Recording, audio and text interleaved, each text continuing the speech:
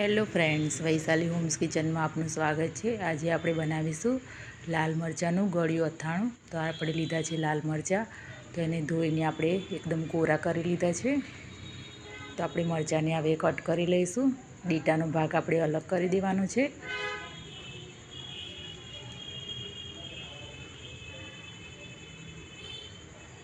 હવે અંદરથી જે બીયા છે આપણે બહાર કાઢી નાખીશું।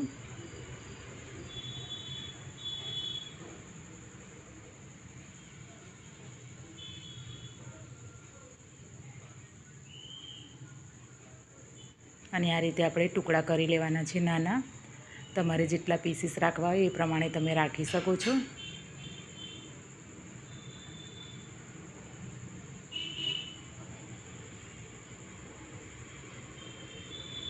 બધા મરચાં આપણે આ રીતે કરી લઈશું।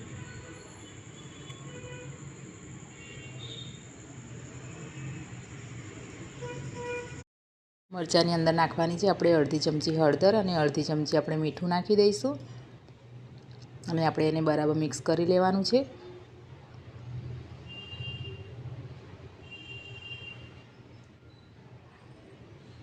આ રીતે આપણે હળદર મીઠું નાખીશું તો અંદરનું જે પાણી છે એ બધું નીકળી જશે। આપણે ઢાંકીને આપણે મૂકી દેવાનું છે અડધા કલાક માટે। તો આપણે તૈયાર કરી લઈશું મસાલો એના માટે। તો પહેલાં લીધી છે મેં 3 ચમચી વરિયાળી લીધી છે, 1 ચમચી મેં જીરું લીધું છે અને 2-3 મરી લીધા છે અને 2-3 ચમચી મેં લીધી છે આખા ધાણા। આપણે એને બરાબર શેકી લઈશું 2 મિનિટ માટે।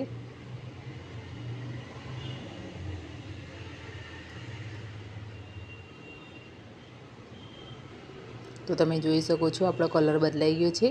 તો આપણે હવે ગેસ બંધ કરી દઈશું। આપણે મિક્સરમાં ઠંડુ કરીને નાખી દેવાનું છે અને આપણે એને અધકચરું પીસી લેવાનું છે મિક્સરમાં।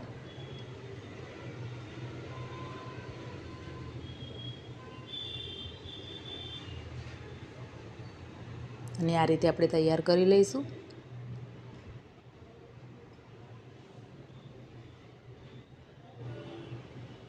હવે મરચાં પણ આપણા એકદમ એ થઈ ગયા છે। તો આપણે એને હવે કોરા કરી લેવાના છે। એક બીજી ડીશમાં આપણે મરચાંને કાઢી લઈશું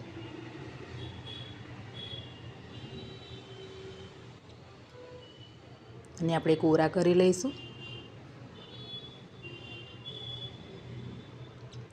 એક ડીશમાં આપણે નાખી દઈશું મસાલો।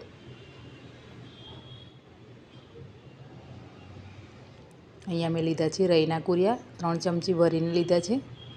એનાથી અડધા લીધા છે આપણે 2 ચમચી મેથીના કુરિયા અને 2-3 લવિંગ લીધા છે, એ વચ્ચે નાખી દઈશું આપણે। અને 1 ચમચી ભરીને આપણે હિંગ લેવાની છે, એ વચ્ચે નાખી દઈશું।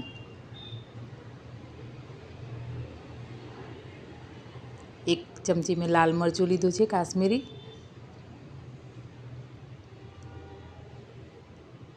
અડધી ચમચી આપણે હળદર નાખી દઈશું અને 1 ચમચી આપણે મીઠું નાખવાનું છે।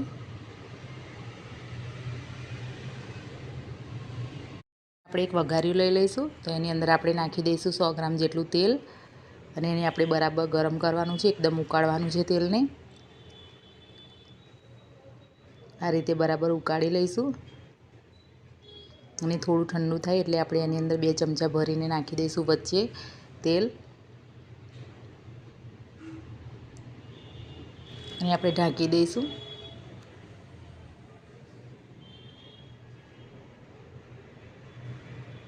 અને હવે બધું મસાલાને મિક્સ કરી લેવાનું છે।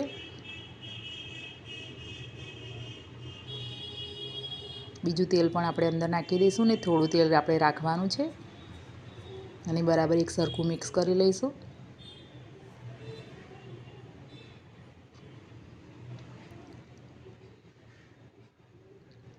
આપણે મરચાં એક વાસણમાં લઈ લઈશું।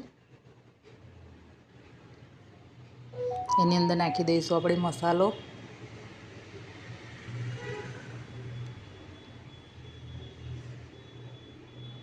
અને એક સરખું આપણે મિક્સ કરી લેવાનું છે।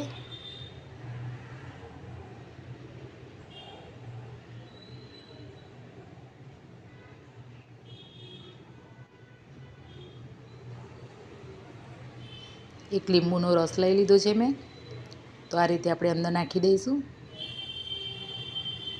અને બરાબર મિક્સ કરી લેવાનું છે।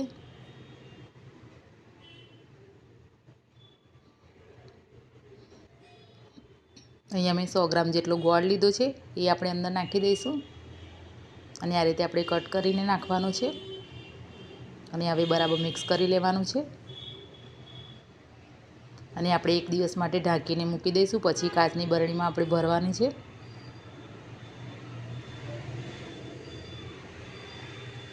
બીજું તેલ છે એ પણ આપણે અંદર નાખી દઈશું